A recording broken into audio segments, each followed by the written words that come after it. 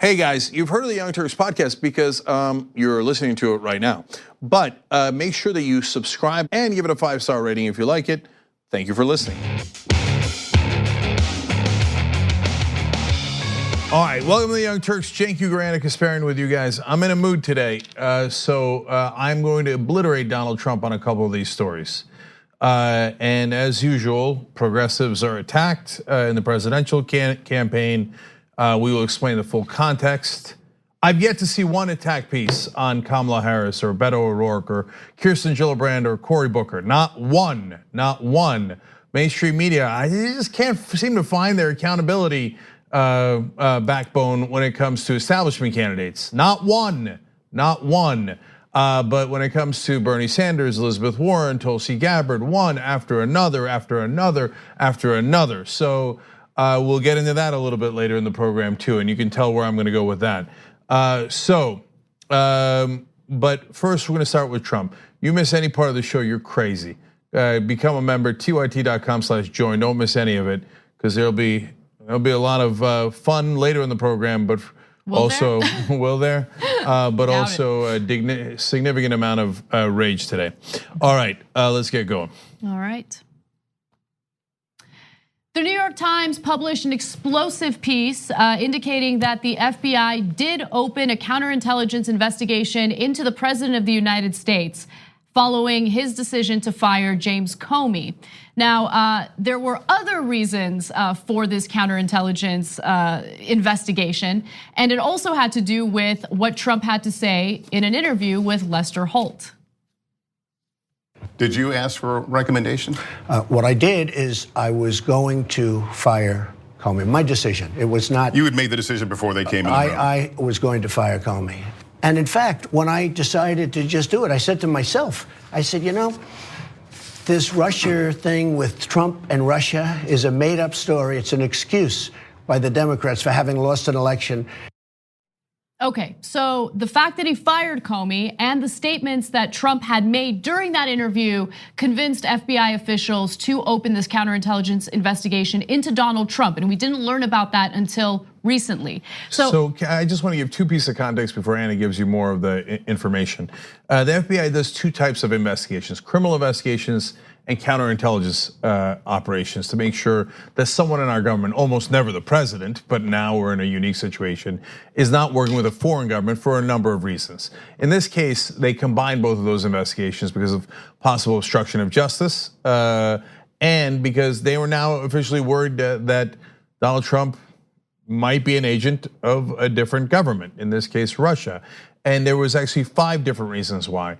The Comey firing was just the straw that broke the camel's back as to starting an official investigation. They were concerned all the way dating back to the campaign for reasons that we'll explain here. Yeah. I mean, the 2 reasons that I outlined were the factors that finally pushed them over the edge, because there was a huge debate among FBI officials as to whether or not it made sense to open a counterintelligence investigation into the President of the United States. That's unprecedented. And so finally they're like, okay, I mean, there are too many factors here that make us suspicious about Trump's ties to Russia. So according to the Times, counterintelligence investigators had to consider whether the president's own actions constituted a possible threat to national security. Agents also sought to determine whether Mr. Trump was knowingly working for Russia or had unwittingly fallen under Moscow's influence. So they didn't know whether Trump was knowingly involved with Putin, working in Russia's favor against the best interests of the United States, or if he was just unwittingly doing Putin's bidding because he had been influenced. Both are incredibly possible, because I think that after dealing with the president for some time, they realized the man is one of the least intelligent people we've ever met. So could he accidentally be a dupe for Putin? Yeah, he could be a dupe for anyone because he's a dupe. But in this case, I tend to think that it's much more active and for reasons that we'll get into. Now, Trump was also quoted as saying what I'm about to tell you after he had fired Comey. And this is relevant because he was actually speaking to Russian officials in the Oval Office following Comey's firing. And he said, quote, "I just fired the head of the FBI. He was crazy, a real nut job. I faced great pressure because of Russia. That's taken off. Okay, see, that's even more devastating than the video you just saw of him on NBC.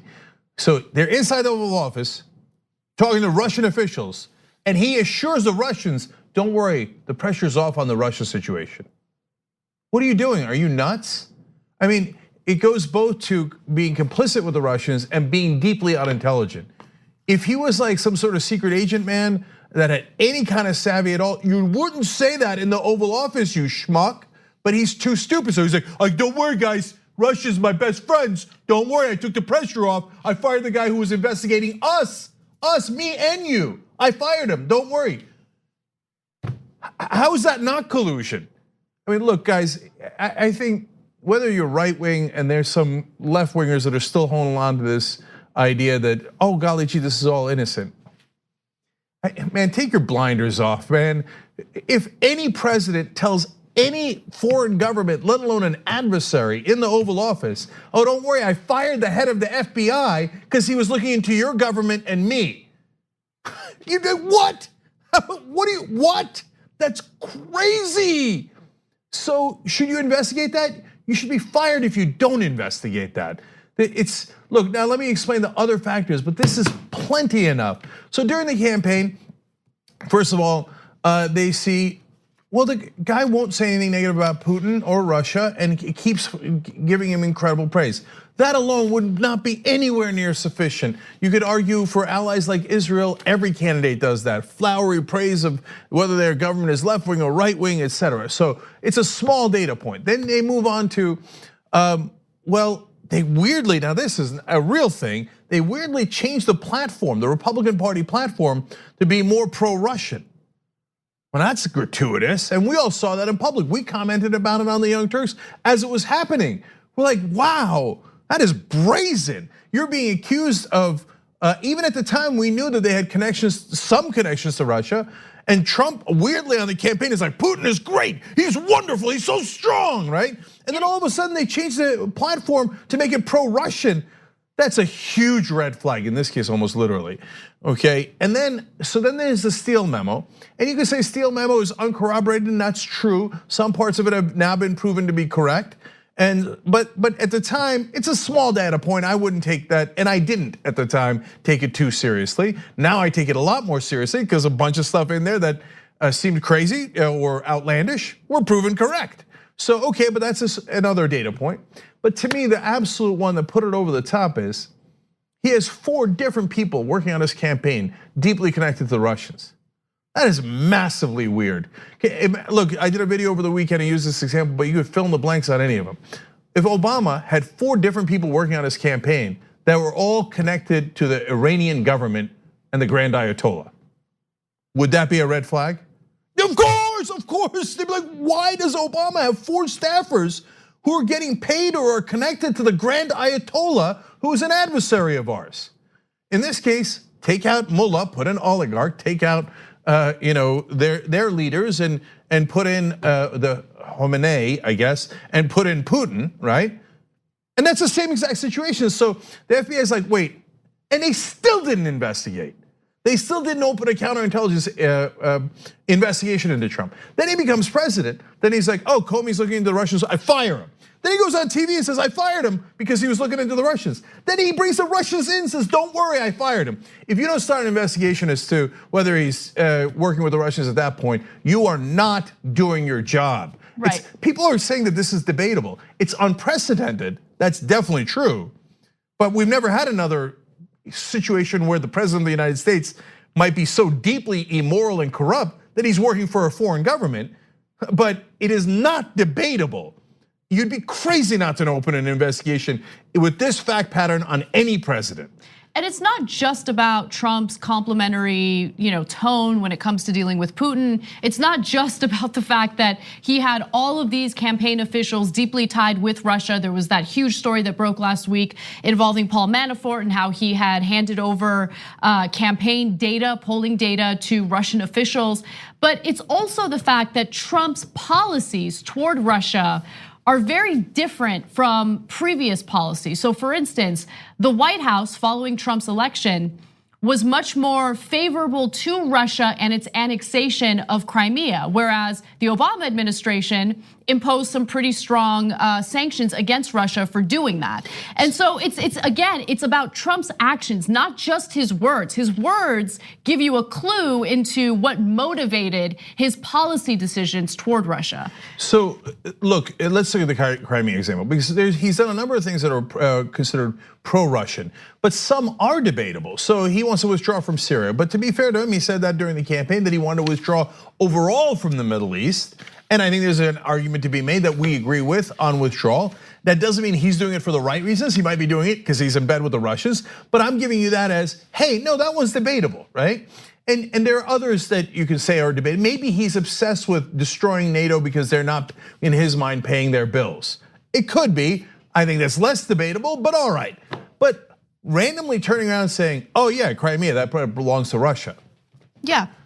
That there's no logical explanation for that. Now, if you said, hey, he's not willing to go to war over Crimea, okay, totally fine. Different conversation. He's not willing to ruin our relationship with Russia and working on other projects. Okay, we're having a conversation. But gratuitously saying, well, they probably should have annexed it.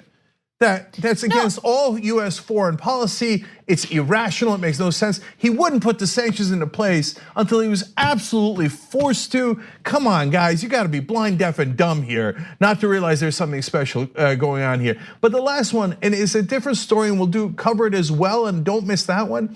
But now the Washington Post is reporting that whenever he goes to talk to Putin, he takes away the notes of the interpreters and won't have anyone else in the room. Oh yeah, the presidents never do that. Gee, I wonder if there's a special relationship that Trump has with Putin that he doesn't want anybody else to find out about. When he says to the interpreter, you better not share anything you have, here, give me your goddamn notes.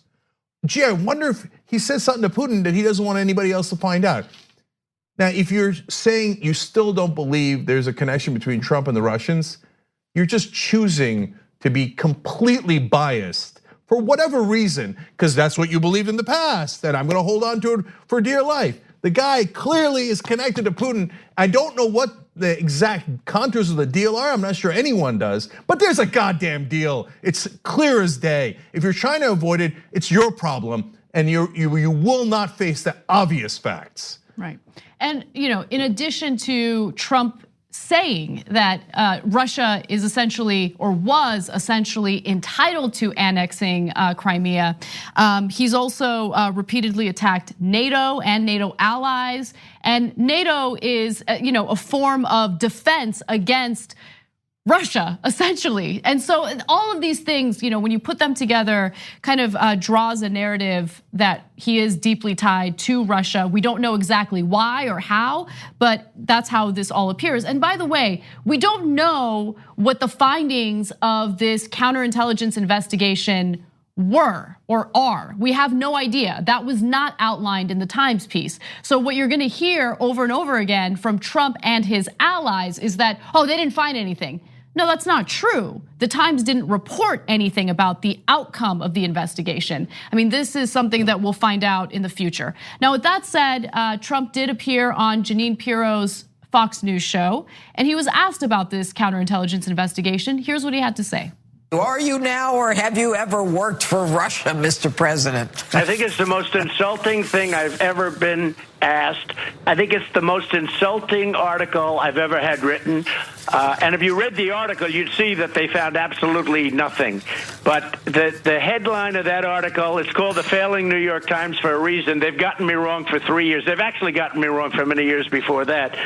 But you look at what's going on. I fired James Comey. I call him Lion James Comey because he was a terrible liar, and he did a terrible job as the FBI director. Look at what happened with Hillary Clinton and the emails and the Hillary Clinton investigation, one of the biggest screw-ups that anybody's ever seen as an investigation. And what happened after I fired him, Andrew McCabe, Peter Strzok, his lover, Lisa Page, they did it, and they're all gone.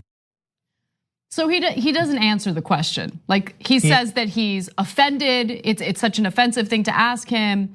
But he doesn't really answer the question. He immediately deflects by mentioning FBI officials and the former FBI counsel who were not fans of Trump, but who also were not fans of Hillary Clinton. He keeps latching on to the fact that they had exchanged text messages that were critical of Trump, but the fact that they were critical of Trump never was involved in the actual investigation of Trump or collusion or potential ties to Russia.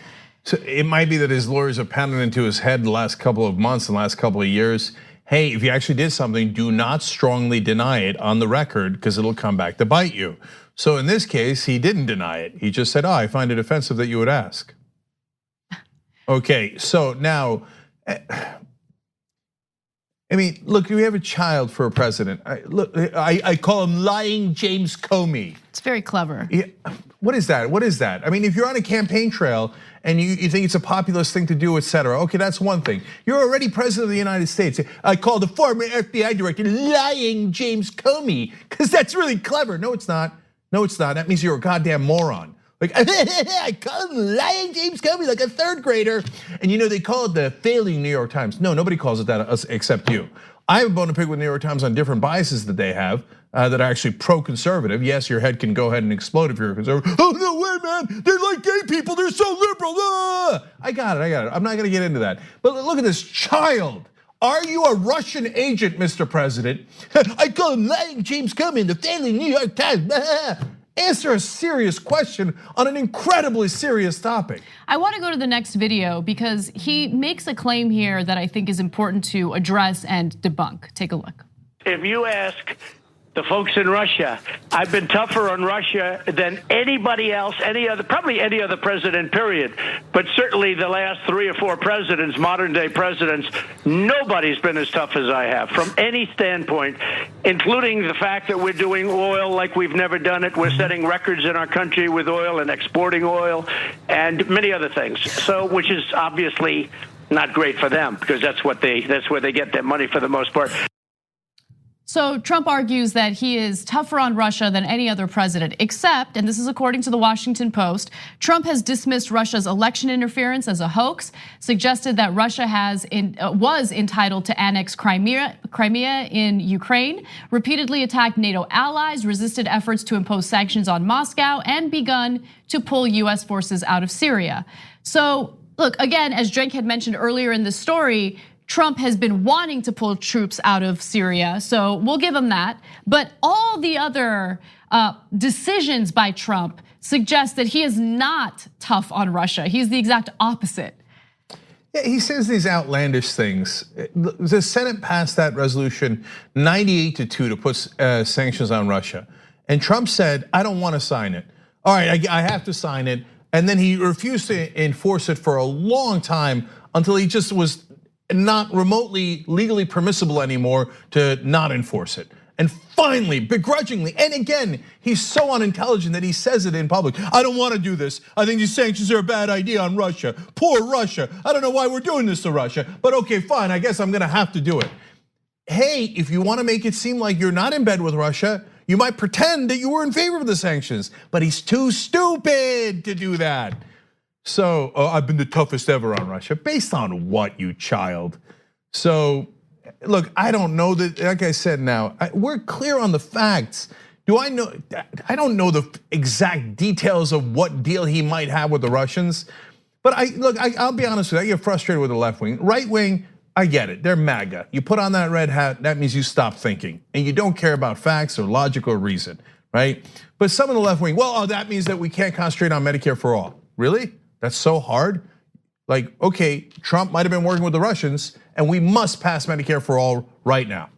Wow, I just did it. Oh my God, I must be a genius. No, you could do both things at once. I also don't agree with the establishment who's like, hey, listen, we got to focus all of our energy on Trump and Russia, so we can't do Medicare for all. No, that makes no logical sense. You can do both. It's not an either or proposition. So anyone who can't see it, this connection is trying super hard not to see it. And yes, that means you're totally biased. So the reaction from Trump's administration was swift. A number of his officials did appear on various cable news shows or network shows over the weekend. Mike Pompeo happened to be one of those officials, and he was tight-lipped about the recent New York Times article regarding Trump being investigated by the FBI in the form of a counterintelligence investigation because there was some concern that Trump is possibly working in the best interests of Russia over the best interests of the United States. So what did Pompeo have to say in response to all of this? Check it out. What is your reaction to this? I'm not going to comment on New York Times stories, but I'll certainly say this: the notion that President Trump is a threat to American national security is absolutely ludicrous. Just to clarify, since you were CIA director, did you have any idea that this investigation was happening? Margaret, I've answered this question repeatedly, indeed, on your show. The idea that's contained in the New York Times story that President Trump was a threat to American national security is silly on its face and not worthy of a response.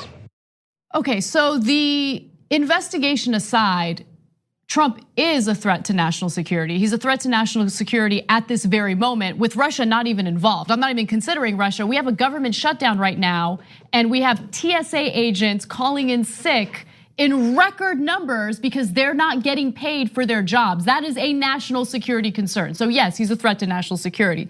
But once you couple that with the fact that Trump is potentially looking out for the best interests of Russia because he could potentially have some sort of deal with them, yes, he's a national security risk. And Pompeo's smart in not elaborating further because he probably doesn't want to incriminate himself. 100%. When you hear someone not address the actual question and they just say, oh, that's ridiculous, that means I do not want to be put on the record denying this, because it likely is very, very much true. Because she asked a specific question. She didn't repeat her earlier question. She said, you were the CIA director, so you would know if that came across your desk. So did it come across your desk? Well, I answered this before. No, you didn't. She asked about when you were CIA director. You know, the idea is that Trump would be a national security danger is ludicrous. She didn't ask that. She asked, did you see that investigation when you were CIA director? And he didn't answer that question because he doesn't want to answer that question because likely he did see it. And so these guys like Pompeo, look, in terms of Rex Tillerson, I think that he was in one of those Putin meetings, the one in Hamburg. They sat there, and Tillerson was the only one allowed other than the interpreter. So a lot of these, and then he eventually got super mad at Trump, and I think that he's worried that Trump incriminated him. And now he's got significant legal liability, right? But every one of these guys is in that situation. Pompeo, if he saw the report saying Trump might be a Russian agent and he was a CIA director and he ignored it, and then he became a Secretary of State, well then what is Pompeo? And so that's why when he's on TV, he's like, oh, ridiculous, ludicrous, just don't ask me again. Whatever you do not ask me again, because I will not answer on the record. Okay, I got it.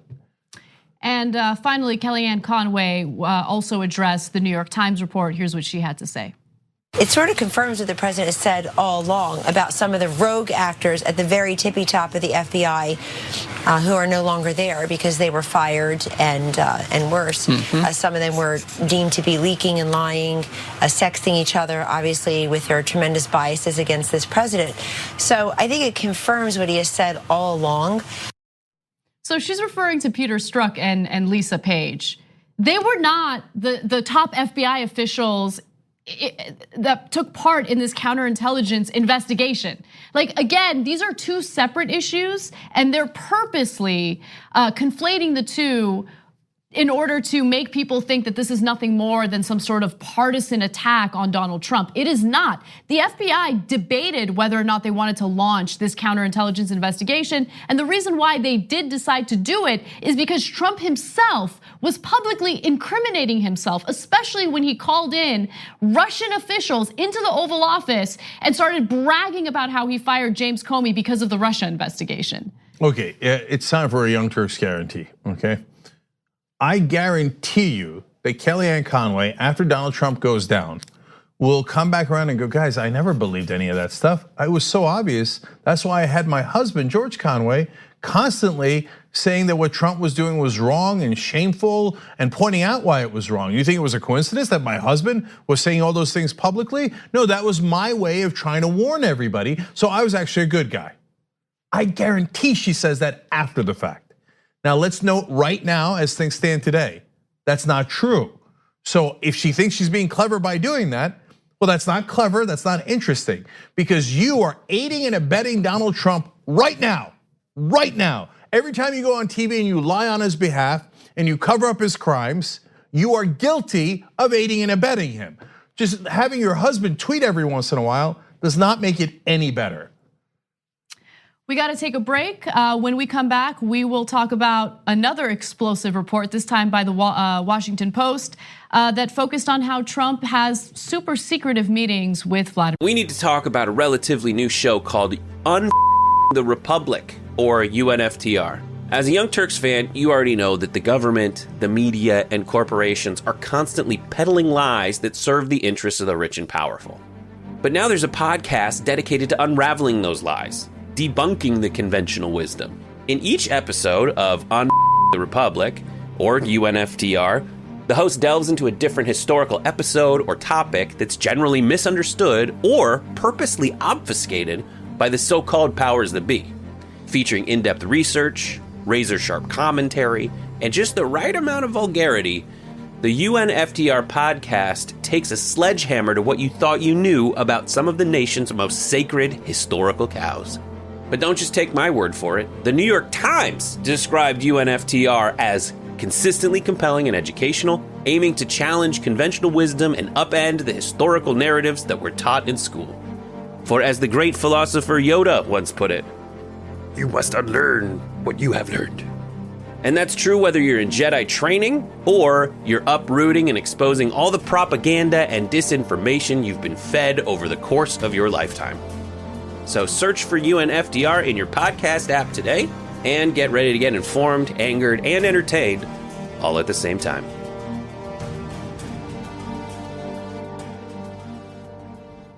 Vladimir Putin.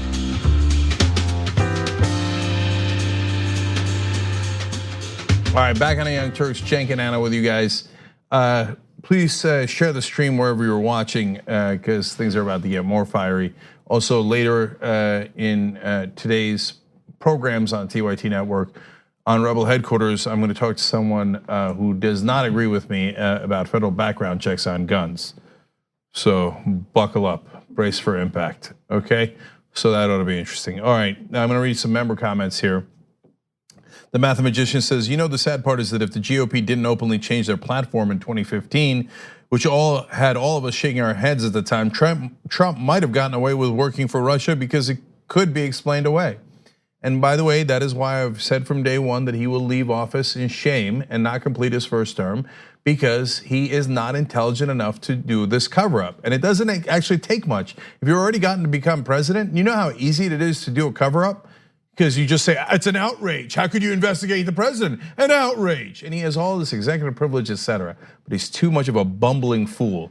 All right, Gabby Marita with an excellent point. I'm gonna predict that at some point in the next week, Rudy Giuliani will say the words to the effect of, even if Trump is a Russian asset, that's not illegal. Probably live on Fox News, she added. I Am Sock says Jared Kushner has deep ties to Russia and Saudi Arabia. What a coincidence that the Trump administration lifts sanctions on Russia and helps bury the Khashoggi murder. These guys are two-bit criminals that have captured the US government. Anyway, last one, Valerie says, if I was that interpreter, I would fear a bit for my life. Valerie, you're not playing. We're gonna give you that full story right now. And I thought the same thing as I was reading the stories about the interpreters that have the notes, or were the only ones in the meetings with Trump and Putin. God, somebody get them some protection. I'm not remotely joking. So, all right, thank you guys. These are all member comments. tyt.com/join to become a member. All right, what's next, Anna? Following a New York Times story involving the FBI's counterintelligence investigation into Trump and his ties to Russia, the Washington Post released a report indicating that Trump has been very secretive in his meetings with Vladimir Putin, so secretive that he actually, in some cases, prevents interpreters from being in those meetings. And in one case, in one meeting with Putin, he told the interpreter not to share the notes with anyone. So according to this Greg Miller report in the Washington Post, Trump has gone to extraordinary lengths to conceal details of his conversations with Putin, including on at least one occasion, taking possession of the notes of his own interpreter and instructing the linguist not to discuss what had transpired with other administration officials. Can I just pause there? Sorry, Sure. Anna. That is extraordinary. No one has ever seen anything like that before. They went and talked to all the former officials. Hey, did you ever have a president say, hey, in this meeting, everybody get out of the room. I don't want any aides. I don't want anybody else listening in. I'm just gonna have a conversation with this foreign leader. Never, never. Grabbing the interpreter's notes? What? What? So, and does Trump do it with other officials? Maybe it's this thing, oh, he's got some sort of privacy fetish or whatever. And now, again, I don't mean to say it a fetish, we all should have privacy, but he's the president of the United States. He needs other people in the room. So let me quickly explain why he needs it. Number one, when you're negotiating or even having a conversation, not about a particular treaty or anything like that, but about your relationship with another country, you need to make sure things are clear. You need other people in the room to confirm that there was no miscommunication. That is super important. You need other people in the room taking notes so they can execute later on what you agreed on. That is true in business meetings, in small business meetings, let alone giant meetings between two of the most powerful nations on earth. When somebody says, take everybody else out of the room, they're about to discuss something that is secret about them, not in regards to the US. Other people have security clearance, they need to be in that room. Come on, man, how can you not see that he's obviously has some secret deal with Putin that he doesn't even want the interpreter to know. He doesn't want to get out in any way, shape, or form. And he doesn't, as far as we can tell, does not do it with other governments. It's not like, hey, I'm meeting with the leader of Canada, everybody get out of the room. No, it's just when it's Putin, everybody get out of the room, get out of the room. I gotta get my notes from my boss. And the fact that he went the extra mile to talk to the interpreter and ensure that that person does not share the notes with anyone or talk about the meeting with anyone is also telling. Now that meeting took place in 2017 in Hamburg, but there were other meetings that were held in privacy. So US officials said that there was no detailed record, even in classified files, of Trump's face-to-face interactions with the Russian leader at 5 locations over the past 2 years. So in one instance, he was talking to Putin at length. No one else was part of that conversation. No one else was present. And there's no record of what they discussed, how they discussed it. And one of the concerns by his aides, some of whom spoke to the Washington Post in private or anonymously for this story, said, look, aides are hyper aware of possible manipulation that could take place. So it could be possible that Trump is being manipulated by Putin, but he's completely unaware that he's being manipulated. And so aides following these meetings will put together these reports that help to inform the president so he can move forward in the best way possible. But it's impossible to do it if no one's present and if all of these meetings are taking place in secrecy. One other thing that I thought was kind of amusing in this piece was the aides put together the reports and then they share it with Trump and administration officials. But oftentimes when he meets with world leaders, negative things are said about Trump and his administration officials. And so they're usually a little reluctant to share that information with Trump. But in the case of Putin, they don't even get the opportunity to do that. So look, it got worse and worse as it went along. First in Hamburg, there's the interpreter and Rex Tillerson, who's the Secretary of State. Now, why did he allow Rex Tillerson to stay in the room? One of my original theories, which is still very much active, is that the former CEO of ExxonMobil, that's Rex Tillerson, was brought in to be Secretary of State, which is super weird, completely out of the blue, random, never heard of before, to be the Secretary of State. Why? Because there was a $500 billion deal with the Russians on oil, where ExxonMobil had the deal with the Russian oligarchs. So did they discuss that deal? And that's why Trump maybe felt comfortable with Rex Tillerson being in the room. So, and then Rex Tillerson, after that meeting and other things go awry, is like, I gotta get out of here. Because God knows what he said. And then he grabs the interpreter's notes And if you're Tillerson, you're probably thinking, I thought it was gonna be subtle. But this idiot is just saying things in the room with Vladimir Putin with an interpreter. Oh my God. And that is why later, among the reasons why Tillerson called him an effing moron, okay? And then ran out of his administration with his hair on fire. So Tillerson's now gone. And now that's in Hamburg. In Helsinki, there is no Tillerson, no other official, only the two interpreters.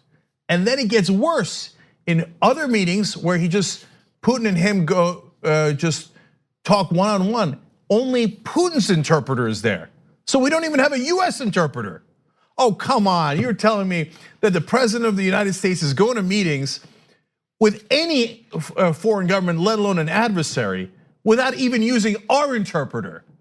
How do you know if his interpreter is interpreting things correctly? I mean, that is preposterous. Okay, even if you think that he has, I mean, at this point, really, you'd have to be mental to think he doesn't have some deal with the Russians. Absolutely insane. No, this is all normal. Presidents go and don't even use interpreters when they're meeting with adversaries. It's just, you're wrong, it's not even close to true. But even if you think there is no deal, well, look at this guy's a buffoon. He was asking the Defense Department, it was a different story out today, hey, why can't we just blow up Iranian boats? Defense Secretary Jim Mattis is like, because it would then start a war. Do you want to start a war? No, I just want to blow up their boats. So at a bare minimum, with no one else in the room, do you know how easy it would be to manipulate and take advantage of this fool of fools? A guy who does not understand any of the consequences of his actions? What did he promise the Russians, even if he was on the level? And then is he going to follow through? And then if we don't follow through, does the word of the United States government mean anything? I mean, it is both deeply incompetent while also being deeply corrupt.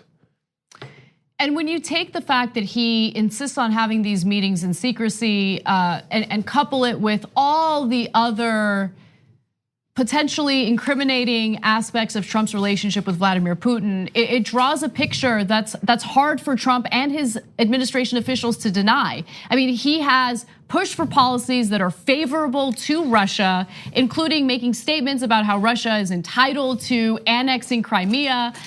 He has been very hesitant to impose sanctions on Russia. The fact that he fired Comey and openly said on various occasions that he did so because of the Russia investigation, once on television, and the second time when he met with Russian officials in the Oval Office.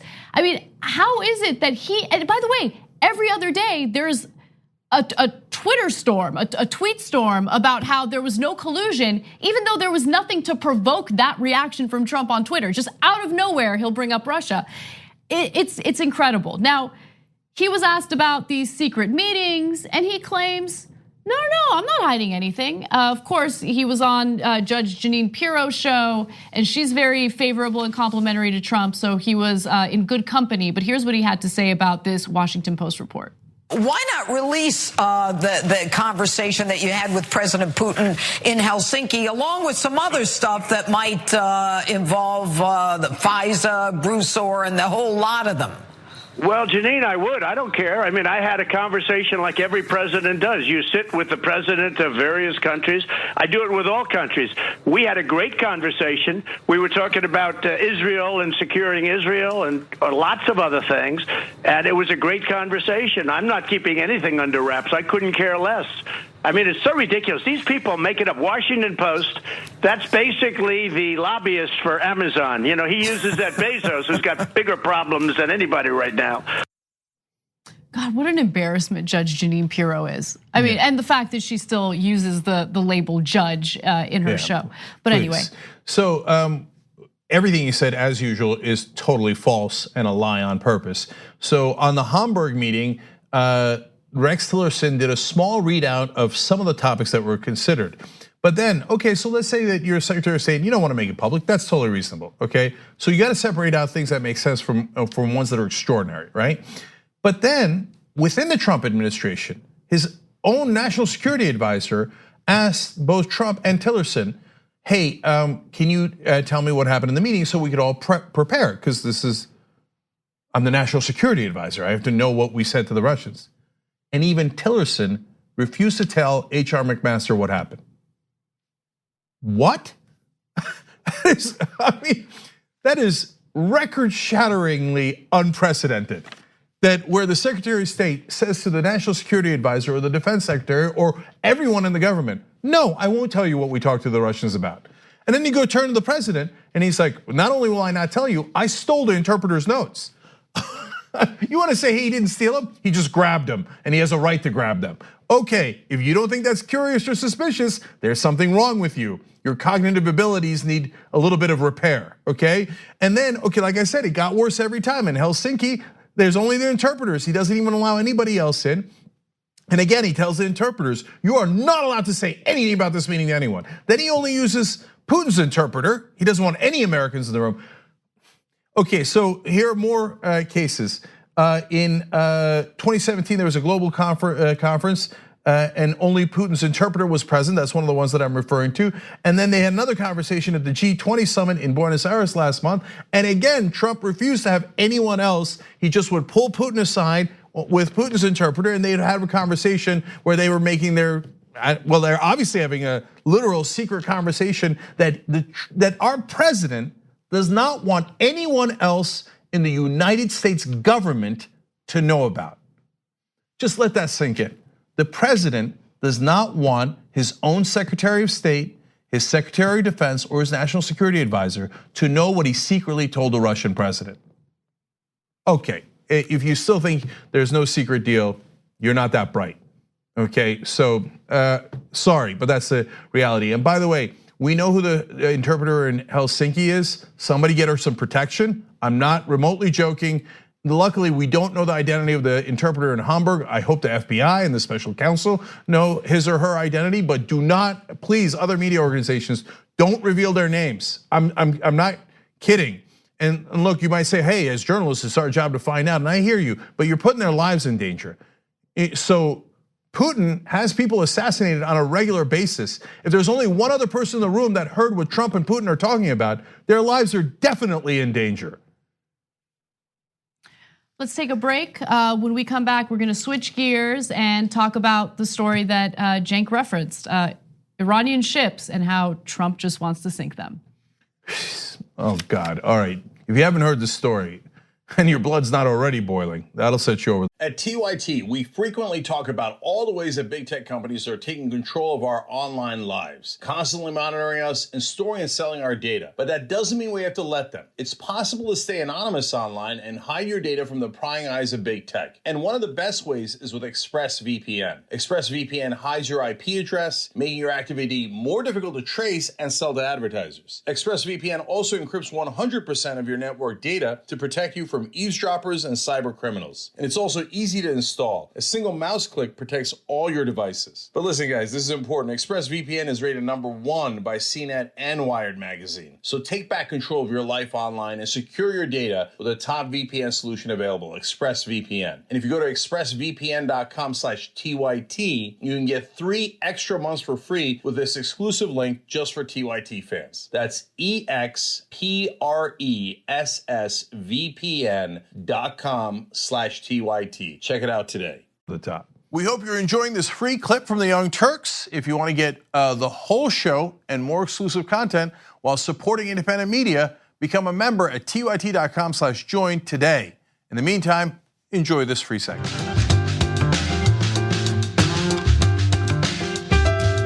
All right, this show has been pretty fiery, and it promises to keep on going that way. We're going to turn to the Democrats in a little bit, but we're not done with Trump yet. So if you miss any portion of it, or you can't catch some of it live, tyt.com/join, and the free trial continues, by the way, tyt.com/holiday. That gives you a week free, so check that out. And I'm going to be in New York on Wednesday of this week. So if you want to see me and Nomiki Konst, we're doing a People's Fundraiser, bit.ly/TYT4Nomiki, 4 as in the number 4. So that's the way to get tickets. It's $27. You can give more. This in New York, they take your contribution and multiply it by 8 if you're a New York resident. So it's a wonderful way to support candidates that you like. Nomi's running for public advocate in New York. Please support her. And even if you can't come to the fundraiser, make sure you vote. And one more thing, the Just Democrats have started a primary fund to primary Henry Cuellar, who votes with Donald Trump 69% of the time, is anti-choice, pro-Wall Street, and the list goes on and on. So that's jdems.us/Cuellar fund. Okay, so check that out. Okay, now your comments real quick. Xenophrenia says the media is more complicit in this. They keep treating these people as if they are legitimate. Yeah, look, the media's in a tough spot, but and they have been pretty critical of Donald Trump. But what do you do with a president who might be a Russian agent? And it's unprecedented. I don't on this one. I don't blame the New York Times, etc., for trying to figure out what is supposed to be our journalistic standards here, when the president might be an agent.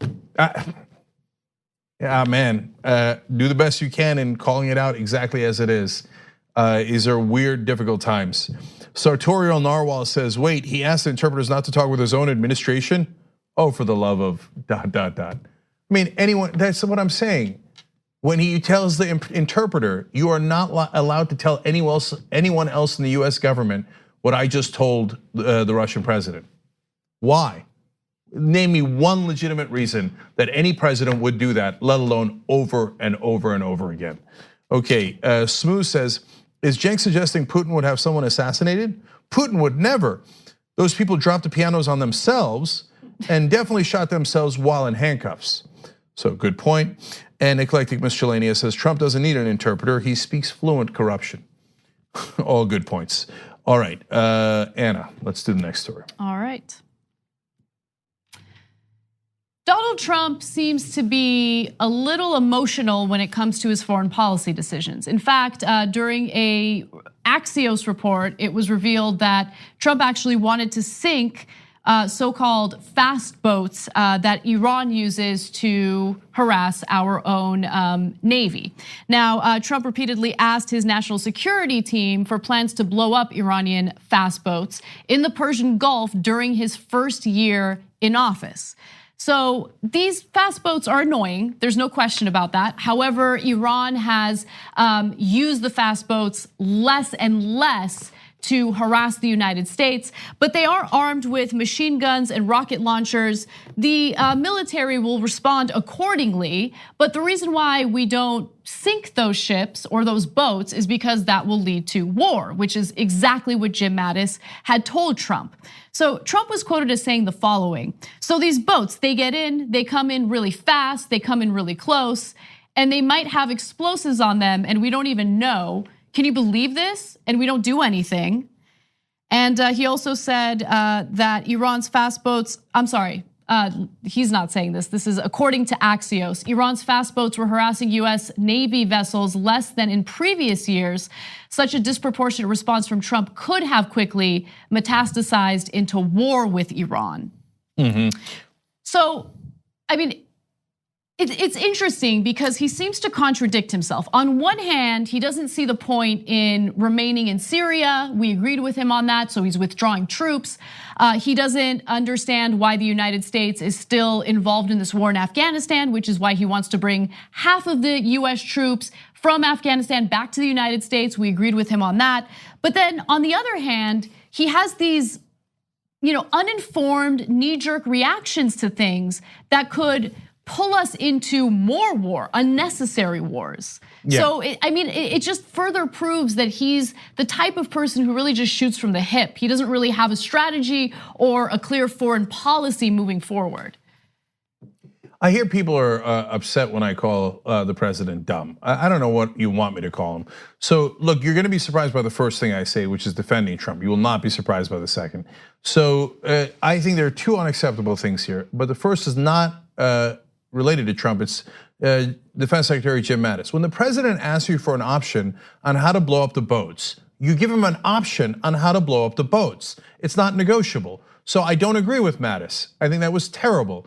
So if it doesn't matter if the president is wrong, he's asking you for an option, a military option. Your job as the defense secretary is to give him that military option. I disagree with you 100%. I think in any other circumstance where you have a president who is at least somewhat informed and has the intellectual curiosity to sit through an intelligence briefing, then yes, I agree with you. But you need some mitigating factors within the Trump presidency. And in this case, Mattis luckily served as a mitigating factor. If it weren't for Mattis and he just did what Trump wanted and sunk Iranian fast boats, that would have pulled us into an unnecessary war. No, I didn't say sink the boats. I said give them an option. So let me do point 2 and then see if you still disagree. Okay. But point 2, the problem is not Mattis just deciding on his own that he's not going to follow the president's order. What he should have done instead is say, Mr. President, here's your option for how we can blow the boats out of the water. It's very simple. This is the kind of missile that we would use and we would sink them. Then what would happen next is Iran would respond by doing X, and then we would have to respond by doing Y. And then that would increase the chances of war by, in our estimation, whatever the number is, 40%, 80%. And now here are the consequences of a war with Iran, and lay out all the consequences. Because then you've done your job and you've given the president all the options and consequences. The problem is Mattis short circuits the system because he knows the president is not intelligent enough to understand the consequence of his actions. So the underlying problem isn't that Trump is asking for options. The underlying problem is that the president is so unintelligent that the defense secretary doesn't want to give him options because he doesn't understand consequences of his actions. So at that point, Mattis has got to lay it all out for him. And if Trump says, yeah, blow him out of the water, then Mattis should resign and say, Mr. President, I'm confident that you are going to start a war that you do not want to start and you don't understand what you're doing. So I cannot follow that order. You should find a defense secretary that can follow that order. You have every right as president to have a defense secretary that'll follow your orders, but I'm not the guy to do it because I'm not going to unnecessarily start a war with Iran. So that would be honest, that would be principled and disciplined, right? Instead, he goes, well, he's so stupid, he doesn't realize what he's doing, but he's so stupid, he won't realize that I'm not even ever gonna give him that option. And by the way, that's what happened. So Mattis never gave him the option and Trump forgot about it. That's right.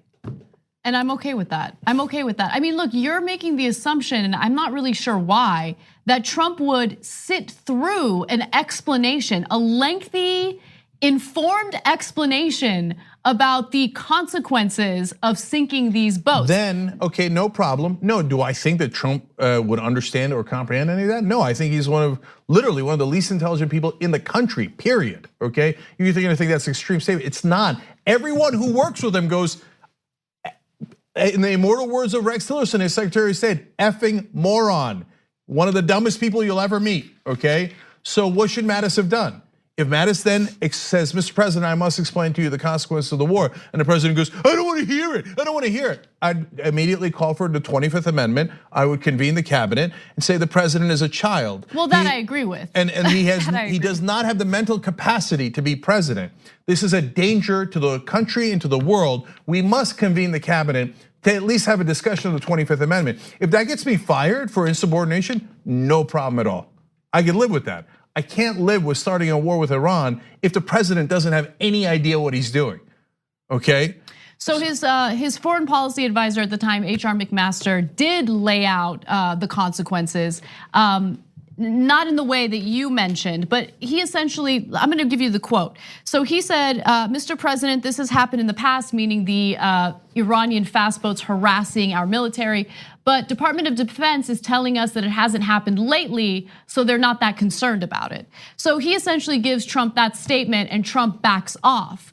But again, I mean, look, I agree with you in invoking the 25th Amendment and going after Trump in that way.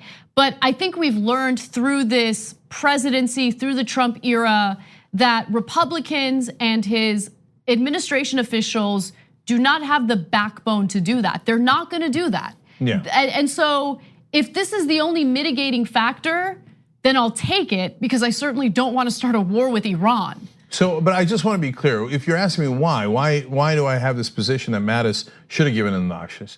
Because there are two different problems here, guys. One is the temporary but very, very important and urgent problem of Donald Trump, who is mentally unstable and not fit to be president, cannot make decisions, does not understand the consequences. It's just, he's a danger to the country, okay, and to our democracy. So that's a gigantic problem. But do not take your eye off the other problem, which is the establishment saying, I don't care who the president is, right wing or left wing. I'm not gonna listen to the president. I'm just gonna do whatever I want. So, and you'll have to always think, what if the shoe was on the other foot? And I remember when Obama was president and he said, give me options on Afghanistan, increasing troops, keeping them the same, and withdrawing. And the Pentagon came back and they did not include the option of withdrawing. I would have fired that general on the spot. I asked you for an option on withdrawal, you didn't give it to me. Apparently you're hard of hearing or not that bright. You're fired. Who's next, okay? So if let's say someone we support, Elizabeth Warren is president of the United States, she says, give me an option. Defense Secretary does not give her that option, fire him on the spot.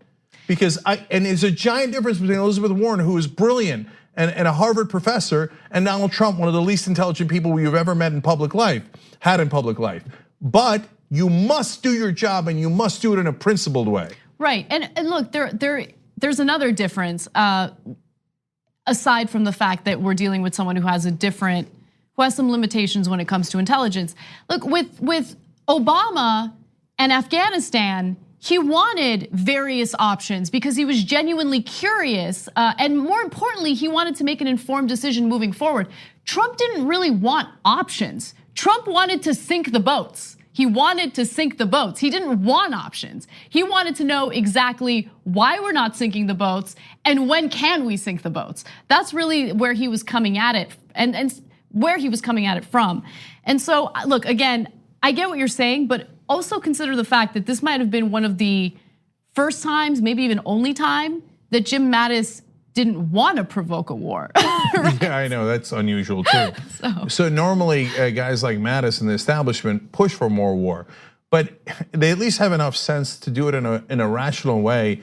And at the time of their, of theoretically our choosing as the country and through official channels, et cetera. Hey, we did these sanctions, we gave you this opportunity, et cetera. You wanna be able to justify it to your allies, otherwise you won't have their backing and then you'll be in a worse situation. Because it's one thing to attack Iran unilaterally and then risk your relationship with China, for example. It's another thing to build an alliance, et cetera, they did with Iraq.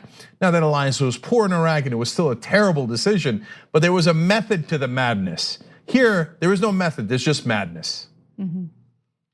Well, there's some more madness that I want to share with all of you in this fourth week of government shutdown. We are currently in the fourth week of a government shutdown. In fact, government workers have now gone past a pay period without getting paid. However, we're getting some more insight into the negotiations and what happened behind the scenes and how Donald Trump actually spoke down to his current chief of staff, Mick Mulvaney. Now, there are no winners here, but I will say that I enjoy hearing about Mick Mulvaney getting dressed down by Donald Trump, by anyone, because Mick Mulvaney is a terrible human being. But with that said, here's what happened. So Mulvaney tried to negotiate a compromise sum of money and said that if Democrats weren't okay with $5.7 billion for the border wall and the president wasn't okay for $1.3 billion, he was trying to say we should find a middle ground. So this is how the negotiation starts. This negotiation happened on January 4th. And at that point, Trump interrupts him and says, quote, "You just effed it all up, Mick." In the middle of the room, with Nancy Pelosi and Chuck Schumer in the room. Nice, okay. Okay, look, if I'm in a business meeting and we're doing negotiations, and this is small time stuff, right? We're not talking about the whole United States government and the shutdown, et cetera. But we're not talking about billions of dollars. But if I'm in a business meeting and one guy yells at another guy on the team, "You just effed it all up, Mick."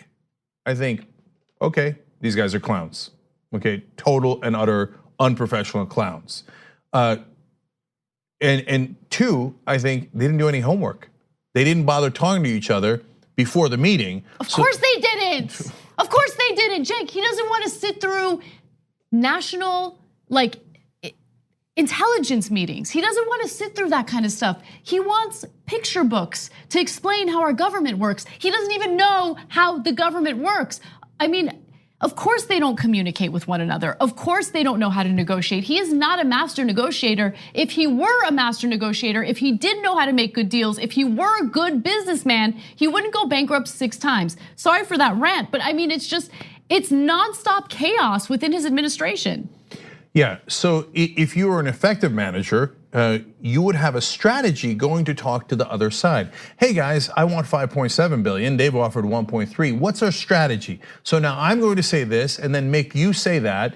And then, maybe my chief of, well, at this point he's acting chief of staff, or another aide might say something else, and we're going to get to a landing point where we can be comfortable. Here's our range of where, hey, I'd like to get to 4.2, but you know what? We'll take it if it's 3.5.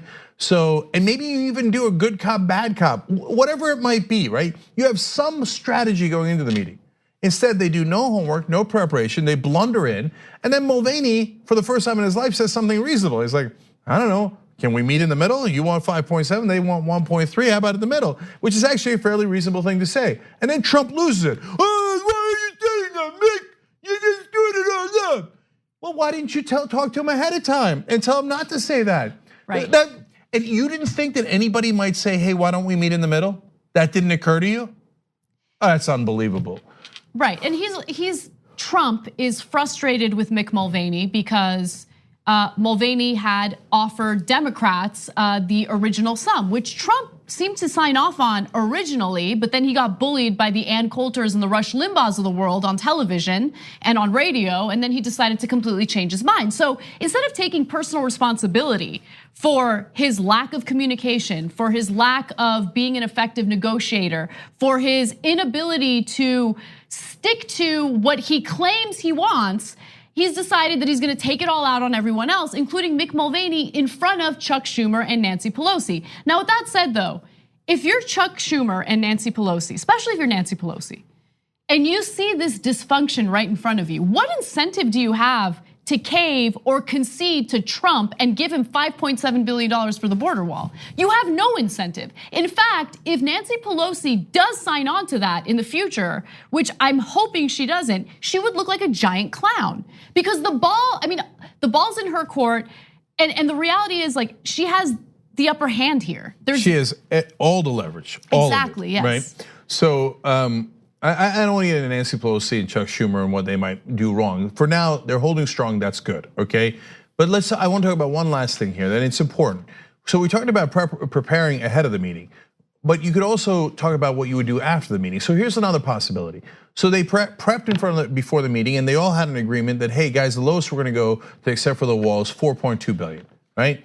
And then Mulvaney screwed it up and said, okay, should we meet in the middle? And the middle is not 4.2. So could that happen? Sure, it could happen. And in that case, it would be Mulvaney's fault because he did not do what they planned to do ahead of the meeting, right? But even in that scenario, the person in charge should not yell at Mulvaney because you guys still look unprepared and clownish and incompetent. What you would do if you were a good manager is wrap up the meeting somehow, and then afterwards go, Mick, why did you do that? We said 4.2 was our bottom, and then you offered something that was in the 3 range, and so you want to dress him down afterwards? You want to criticize him afterwards? Okay, that would make sense. But when you do it in front of the people you're negotiating with, you then lose further leverage. But he's, again, does not have the ability to comprehend simple things like that. He's the worst manager. And look, I'm now at my breaking point. I've mentioned the 25th Amendment a number of times. Now I'm positive. Before I thought we should consider it, it's a possibility, etc. No, this guy is a danger to everyone. You combine all the stories of today, he talks to Putin and will not allow even US interpreters. When he does, he tells the US interpreter, he grabs their notes and won't let them talk to anybody inside the US government. He then turns around and doesn't realize that sinking the Iranian ships would start a war. I mean, on that alone, that's it, we're done with him, 25th Amendment. Not that you're not supposed to start a war with Iran, unfortunately, I think that's a terrible, terrible idea. But other presidents have started other terrible wars.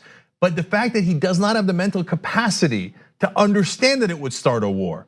No, 25th Amendment, immediately. And this, like just On its own, no, it's not worthy of the 25th Amendment, but it's the billionth straw on a camel's back, which has already been. It's been pulverized. Yeah, broken, devastated, pulverized, eviscerated. Vertebrae right? by vertebrae. That's gone. right. Yeah. So 25th Amendment, you got to get this guy out. He's a danger. And so, but I know they won't do it because the Republicans are like, oh, danger to the world. On the other hand, it helps my political career a little bit, so not going to do it. Let's see what Mueller says, and then Mueller would have to come in with such overwhelming evidence for the Democrats to take any action, let alone the Republicans. So I am a little concerned because here we have overwhelming evidence of Donald Trump's lack of mental capacity, and everybody's pretending that the emperor has clothes on.